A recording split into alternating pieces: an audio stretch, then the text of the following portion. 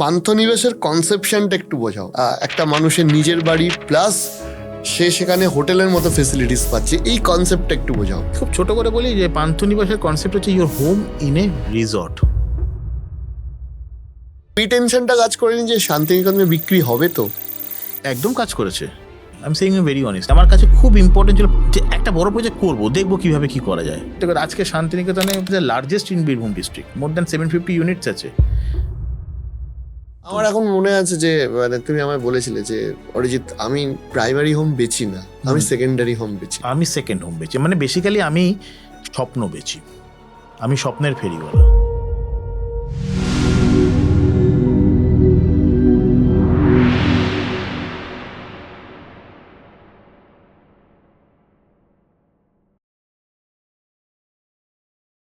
Real এস্টেটে আসতে গিয়ে লোকের দুটো ভয় থাকে।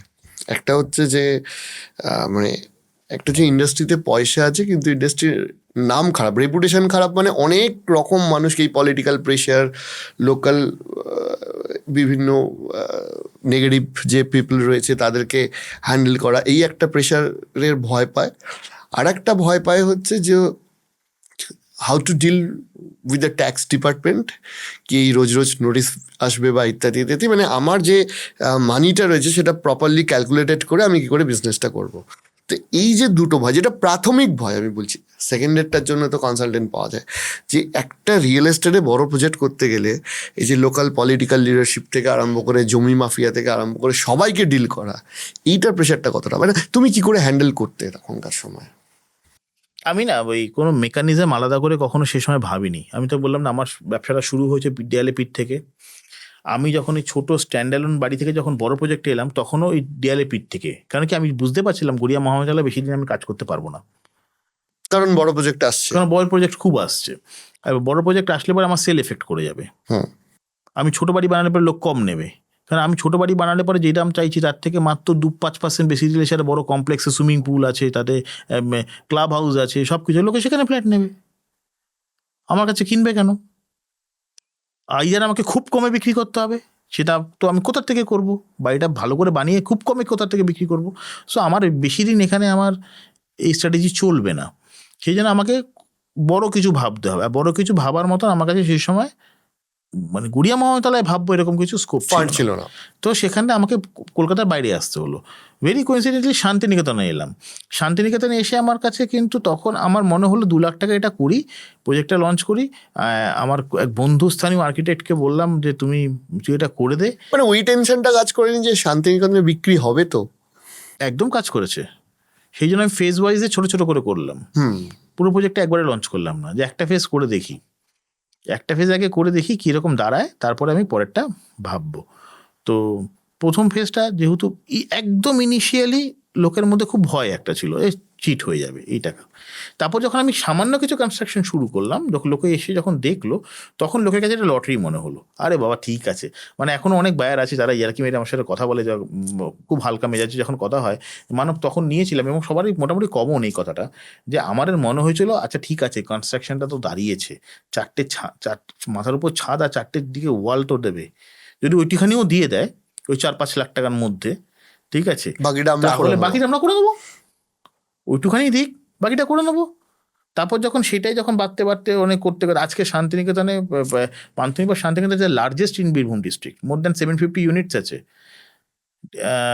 ওই ডিস্ট্রিক্টের first ever residential high rise আমি যেরকম প্রথম ওই রকম একটা বড় কমপ্লেক্সও ওখানে বানিয়েছি, আমি প্রথম রেসিডেন্সিয়াল হাই রাইজ স্যাংশনও করেছি ওখানে, যার নিচে হিউজ ফুড কোর্ট বানিয়েছি। দ্যাটস বিকাম মাই ডেস্টিনেশন নাও। এবার আমি এইখানে আসছি, মানে আমি তো একাধিকবার ঘুরে এসেছি, কিন্তু পান্থনিবাসের কনসেপশনটা একটু বোঝাও। এই যে একটা মানুষের নিজের বাড়ি প্লাস সে সেখানে হোটেলের মতো ফেসিলিটিস পাচ্ছে, এই কনসেপ্টটা একটু বোঝাও। খুব ছোট করে বলি যে পান্থনিবাসের কনসেপ্ট হচ্ছে your home in a resort. Okay, your home in a resort. ওই যে বললাম, আমার প্রথম যখন মাথায় খেয়াল করেছিল যে বোলপুরে যখন লোক যাচ্ছে, আলটিমেটলি আমি অনেককে পার্সোনালি চিনি যে তারা কিন্তু নিজের বাড়ি থাকার পরেও হোটেলে ভাড়া করে থাকছে। তার মানে আলটিমেটলি হোটেলের একটা রুম ওটাই তো ওর হলিডে ডেস্টিনেশন। তো আমার সেখান থেকে কনসেপ্টটা মনে হলো যে এরকমই একটা কিছু বানাও। এবার যে যার পছন্দের মতো বড় রুম, ছোট বড় রুম নেবে। হ্যাঁ, তোমার কাছে তো বড় প্রজেক্ট সব কিছুই আছে, 3 BHK আছে দেখলাম। 2 BHK, 3 BHK, 4 BHK, everything is there. So যার যেরকম দরকার মনে করবে সে সেরকম নেবে, কিন্তু হোটেলের সমস্ত সার্ভিসেসগুলো পাবে। সেই জন্য এই পান্থশালা বলে আমাদের যে ভার্টিক্যালটা, the club house of Panthanibas, Panthashala is equally very famous, and Panthashala is very famous for is authentic Bengali food. So Panthashala, তখন আমরা যখন পান্থশালার কনসেপ্ট আমার এলো, তখন পান্থশালাতে আমি বললাম দেখো ওইটা যেহেতু আমি হোটেল চালাচ্ছি না, এসে আমি রিসর্টের লোকের বাড়িটা রাখবো, এবং যারা এখানে খাবে 4 বেলা খাবে, তো পান্থশালার কনসেপ্টটা প্রথম দিন থেকে আমি ধরে নিলাম এটাকে, it has to be a homely food, home made food. সেই জন্য পান্থশালাতে মহিলারা রান্না করেন, পান্থশালাতে ট্রাইবাল মহিলা আছেন, তারা রান্না করেন। পান্থশালার পুরো রান্নাই হয় হচ্ছে সম্পূর্ণ অর্ডার বেসিস। যারা ব্রেকফাস্ট করেন তারাই বলে দেন যে দুপুরবেলা কী কী খাবেন। এক্সট্রা লোক 2, 4 জন 5 জন হতে পারে, এর চাইতে বেশি নয়। কোনো ready cook like the other restaurants এখানে থাকে না, কোনো রেডি গ্রেভি রান্না হয় না, কোনো গুঁড়ো মশলা ইউজ হয় না, বাটা মশলায় রান্না হয়, যাতে একটা লোক 4 বেলা আমার ওখানে খাবে। সে যদি ওখানে 4 দিন থাকে তাহলে 16 বার খাবে। তার জন্য এরকম মনে না হয় যে আজকে তুই ভালো করে রেস্টুরেন্টে খাচ্ছি মানে রাত্রেবেলা অ্যান্টাসিড খেতে হবে, কেন বেশ ভালো তো খেয়ে মানে একটা মানুষ শান্তিনিকেতনে নিজের বাড়িতে থাকবে থেকে সে তার নিজেরই ক্লাব হাউসের মধ্যে একটু হাঁটা চলা তো দারুণ দারুণ জায়গা রয়েছে, সে তার নিজেরই কমপ্লেক্সের মধ্যে নিজেদের একটা, ধরো ওটা নিজেদের একটা কমন কিচেন আছে, সেই কমন কিচেনে ফোন করে দেবে যে আমি আজকে এইগুলো খাবো, তার কাছে সেগুলো সে পেয়ে যাচ্ছে, এবং তার সাথে বাকি যে হাঁটা চলা বন্ধু বান্ধব নিয়ে আড্ডা দেওয়ার জায়গা সেগুলো তো রয়েছে। অর্থাৎ একটা কমপ্লিটলি রিসর্টের মতো ফেসিলিটিস রয়েছে। মেনটেন্স থেকে শুরু করে everything is our responsibility. So in absence of owner, বছরে কেউ একবার যাচ্ছে, কেউ 2 বার যাচ্ছে, কেউ 2 বছরে একবার যাচ্ছে, তার প্রপার্টিটাকে অ্যাসেটের মতন করে রাখা। কারণ অ্যাসেটটা অ্যাপ্রিসিয়েট তখনই করে যখন সেটা মেনটেনেন্স থেকে শুরু করে সবকিছু মানে প্রপার থাকে। এটা রাখার দায়িত্ব হচ্ছে আমাদের। এই যে পুরো প্যাকেজটা আমরা একটা ফিয়ারলেসলি অ্যাসেট প্রোভাইড করি। এই অ্যাসেটটা কেনার পর আজকে যদি কেউ সাপোজ কলকাতায় আছে, সে যদি তোর এখানে এসে একটা বাড়ি কেনে, তার কাছে মনে হবে ও যদি ওখানে কিনছি কেয়ারটেকারটা কী করছে দেখতে হবে, আমাকে বছরে অ্যাটলিস্ট আমি যদি একটা ভাড়া দিয়ে রাখি তাহলে কি হবে, কিছু প্রবলেম হলে কি হবে, তাকে কিন্তু ওখান থেকে এখানে আসতে হবে, ঠিক আছে, অনেক সমস্যা থাকবে। কিন্তু আমরা সেইটাকেও বি অ্যাসিওর যে need not to take any headache. So এই অ্যাসুরেন্সটাই গিয়ে কোথাও পান্থনিবাসের বাকি ওনারদের কাছেও একটা খুব পজিটিভ ভাইবস নিয়ে এসছে যে ঠিক আছে নিন, আমাদের তো কোনো চিন্তা নেই, যখন খুশি আসবো, নিজের মতো ইউজ করবো, কোনো টেনশন নিতে হবে। হ্যাঁ, ঘরে বসে যদি মনে করি খুব বর্ষা হচ্ছে বা বাইরে খুব গরম, চাটাও আমি ঘরে বসে খাবো, ফোন করে দেবো, ঘরে এসে চা দিয়ে যাবে। বাট আমার নিজের বাড়ি, কিন্তু নিজের বাড়ি, অথচ হোটেল বা রিসর্টের মতো সমস্ত সার্ভিস। আমার ড্রাইভারটা থাকার জন্য জায়গা, আমার যদি এক্সট্রা বাড়িতে গেস্ট এসছে, আমার তো ছোটো রুম, আমি একাধিক গেস্ট নিয়ে এসেছি, ইন হাউস গেস্ট হাউস আছে, আমি একটা ছোটো করে পার্টি গেট টুগেদার করবো, আমার ব্যাঙ্কোয়েট থেকে শুরু করে ক্যাফে থেকে শুরু করে এভরিথিং ইজ দেয়ার। আমাদের পান্থনিবাসে প্রচুর লোক আছেন তার ছেলেমেয়ের বিয়ে ওখানে দিয়েছে, তারা পুরো ফ্যামিলি অনেক। পান্থনিবাসের দোলটা খুব ফেমাস, বসন্ত উৎসব তো বিকেম এ মাইলস্টোন। পান্থনিবাসে বসন্ত উৎসব 3 দিন ব্যাপী প্রোগ্রাম হয়, এবং দোলের দিন মানে যেটাকে আমরা বসন্ত উৎসবের দিনটা আমরা জানি যে বিশ্বভারতীর যেই আঙ্গিকে, রাবীন্দ্রিক আঙ্গিকে যেরকমভাবে করা হয়, তো সেটা তো বিগত বেশ কয়েক বছর ধরে সাধারণ মানুষের জন্য সেই দরজা বন্ধ। কিন্তু সেই পুরো স্বাদটা আমরা কিন্তু এক টুকরো শান্তিনিকেতন তুলে নিয়ে এসেছি পান্থনিবাসে, এবং সেটা এতটাই ফেমাস যে বিদেশ থেকে, আমি একদম saying you very honestly, Europe America থেকে লোক আসছে শুধুমাত্র পান্থনিবাসের বসন্ত উৎসব অ্যাটেন্ড করার জন্য। বিদেশ থেকে লোক আসছে শুধুমাত্র পান্থনিবাস ডুয়ার্সে দুর্গাপুজো অ্যাটেন্ড করার জন্য। এখানে যেমনি বসন্ত উৎসবটা বিকেম এ মাইলস্টোন, ওখানে দুর্গাপুজো বিকেম এ মাইলস্টোন। এই বছরে আসছি, তুমি থাকছো তো? তুমি থাকো তো দুর্গাপুজোতে? আমি ওই ওপেনিং ডেটা থাকি, মানে চতুর্থী পঞ্চমী থাকি, তারপর চলে আসতে হয়। এবার এটা তো শান্তিনিকেতনের গেল, দেন তোমার ডুয়ার্সে যাওয়াটা কিভাবে হলো? ওটাও কিন্তু আমি তোকে বলি, ডুয়ার্সে আমি কিন্তু প্রথম যে real estate, anything in real estate I have concept. তার আগে পর্যন্ত ডুয়ার্স মানেই ছিল হচ্ছে ডুয়ার্সের লোকে ঘুরতে যাবে, তো ডুয়ার্সটা শুরু করার আগে না আমি আমার পান্থনিবাস শান্তিনিকেতনেরই এবং আদার্স যে আমার বিল্ডিং ডুয়ার্সটা আছে কবে শুরু হলো? 2019-এর শেষের দিকে তাহলে ততদিনে তো তোমার পান্থনিবাস সাকসেসফুল হয়ে গেছে ফেজ হয়ে 1। গেছে। আমি 550 ফেজ 1 না ফেজ 3 পর্যন্ত প্রায় Phase 550 ইউনিট আমি দিয়ে দিয়েছি ওকে। ততদিনে, প্লাস বাংলোস। ততদিনে মানব পাল প্রতিষ্ঠিত ব্যবসায়ী। প্রতিষ্ঠিত বলতে পারি কিনা জানি না, বাট আমি মোটামুটি ওই রেলটায় চড়ে বসেছি, গাড়িটায় চড়ে বসেছি, গড়িয়ে গেছে। হ্যাঁ গড়িয়ে গেছে, গাড়ি চলছে, ঠিক আছে। এইবার আমার নেক্সট টার্গেট হচ্ছে ওটাকে এই ছোট ছোট স্টেশন থেকে শুরু করে জাংশনে এবং বড় স্টেশনে ভিআইপি স্টেশনে গিয়ে গাড়িটাকে ল্যান্ড করানো। সেই উদ্দেশ্যেই আমি চেপে বসলাম ডুয়ার্সে।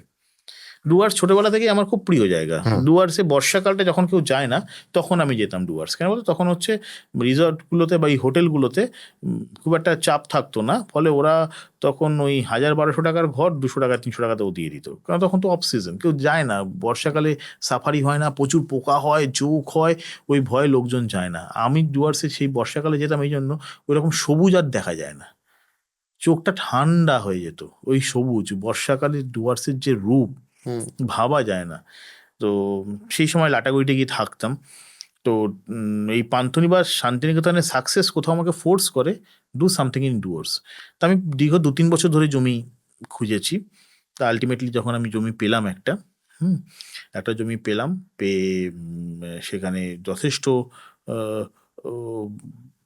মানে that was a very good size of land, but not as big as today is. মানে we are having the 700 plus units and 200 plus bungalows আমি এখন লঞ্চ করেছি। again the largest in Jalpaiguri district, super largest project. আমার মনে হয় মানে 200 bungalow আছে, 200 প্রায় 200 বাংলো, 200 বাংলো আর 700 ফ্ল্যাটস রয়েছে, huge unit. again the largest, মানে ওটা শান্তিনিকেতনের থেকেও বড়, অনেক বড়, যাওয়া হয়, যাবো প্রায় 3 গুণ। ও আচ্ছা, যাওয়া হয়, 3 টাইমস স্পিকার। আমি আমার নিজের ক্লায়েন্টেরই জিজ্ঞেস করেছিলাম, আচ্ছা আপনাকে আমি যদি অফার করি এরকম একটা, বলে ডুয়ার্সে গিয়ে আমি কিনবো, শান্তিনিকেতনে কিনবো, শান্তিনিকেতন একটা আলাদা সেন্টিমেন্ট, বাঙালি আছে শান্তিনিকেতন সেন্টিমেন্টটাকে না অন্য কোনো কিছুর সঙ্গে ভাগ করা যায় না। মানে শান্তিনিকেতন একটা এমন জিনিস, কিছুই নেই কিন্তু অনেক কিছু আছে। হ্যাঁ মানে ওইটা যে মনে কত আনন্দ দেয়, কলারটা উঁচু করে দেয়। আমি যখন ক্যালকাটা ক্লাবে বসে যখন বলি আমার শান্তিনিকেতনে বাড়ি আছে, আমাকে সবার থেকে যেন আলাদা করে দেয়। হ্যাঁ মেবি হয়তো অন্য কোনো ক্লাবে গিয়ে বললে এটা হবে না, বাট ক্যালকাটা ক্লাবে হবে, হ্যাঁ তো বেঙ্গল ক্লাবে হবে। সো ওটা একটা অন্য জিনিস, ওটা অন্য সেন্টিমেন্ট। কিন্তু ডুয়ার্সটাও সেরকম, যে বাঙালির কাছে দুধের স্বাদ ঘোলে মেটানোর একটা কথা আছে, সেরকম ব্যাপার। যে দার্জিলিংয়ে বাড়িটা কিন্তু অনেক বাঙালিরই একটা স্বপ্ন ছিল, কিন্তু দার্জিলিংয়ে বাড়ি করা ইজ নট এ জোক। এবং শুধু করাটা নয়, করে মেনটেন করা। কোথাও আমার মনে হলো এটাই তো সুযোগ। বাড়ি থেকে দূর থেকে দেখো দার্জিলিং দেখিয়ে দেবো, বলবো সকালবেলা ব্রেকফাস্ট করে বেরিয়ে যাও, সারাদিন দার্জিলিং ঘুরে বাড়িতে চলে আসো।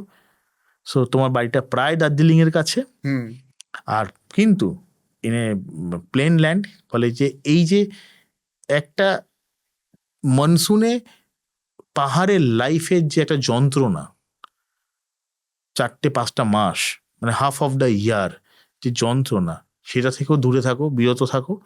আর there is a huge crisis of water. যখন আমরা এই ধরনের কমপ্লেক্স করি, during construction also water supply is a major issue. Even during the regular operations also water supply is a major issue. এই যে প্রবলেমটা হয়, সেখান থেকেও কোথাও একটা আমাকে লোককে নিজের বাড়িতে দিতে গেলে অনেক একটা সেফ লোকেশনে দিতে হবে। তো সেফ লোকেশনটা কোথায় পাবো, সেটা আমার ডুয়ার্স ছাড়া অন্য কিছু কথা মনে হয় না। কারণ Dooars is epicentre of entire north east. More than 80 destination Dooars থেকে তুই কভার করতে পারবি।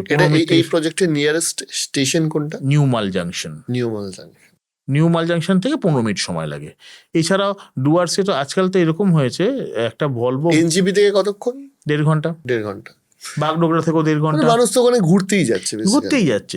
প্লাস এখন তো ভলভো বাস সার্ভিস আমাদের ডোরস্টেপ পর্যন্ত। আমার এখন মনে আছে যে মানে তুমি আমায় বলেছিলে যে অরিজিৎ, আমি প্রাইমারি হোম বেচি না, আমি সেকেন্ডারি হোম বেচি। আমি সেকেন্ড হোম বেচি, মানে বেসিক্যালি আমি স্বপ্ন বেচি, আমি স্বপ্নের ফেরিওয়ালা।